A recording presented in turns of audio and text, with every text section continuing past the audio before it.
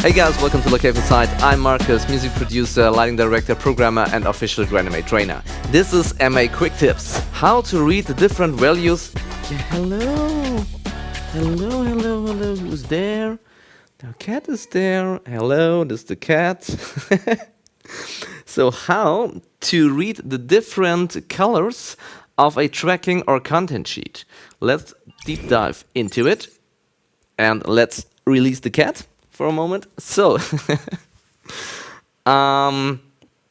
let's create some cues. For example, first cue, 3 fixtures, just a dimmer value. That's it. Next cue, let's add a position, like this. And the next cue, let's do the dimmer to 60%. And let's add a gobo. Maybe like this. And on the next cue, I'm also going to set the dimmer to 60% as it's already set up. So let's have a look. So I'm open up now a tracking sheet because then we can see the colors better in this case. So let's go to the sequence sheet and check tracking sheet. So maybe we go to increase the font a little bit. So now in the tracking sheet you can see all these different colors. So what does it mean? First of all, the cyan value. Cyan value means it is a value which is a new value or a changed value or an increased value in the dimmer. Then we have the magenta value.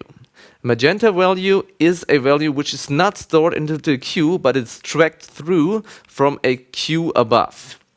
So this is the magenta is tracking. Then we have the green one, and the green one is a very special one because it is only a dimmer value which is decreased. So if the dimmer value is in this case in Q1 on 100%, then it's going down to 60%. It's going to be green.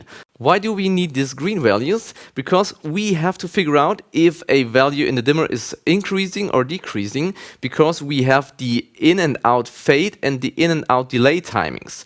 So for this, we need to figure out if the dimmer is going up or going down. So last but not least, the white value. When is it going to be white? It is still a normally safe queue like a cyan queue, but it has some special thing because it is a value which we don't need to have the same look in this queue.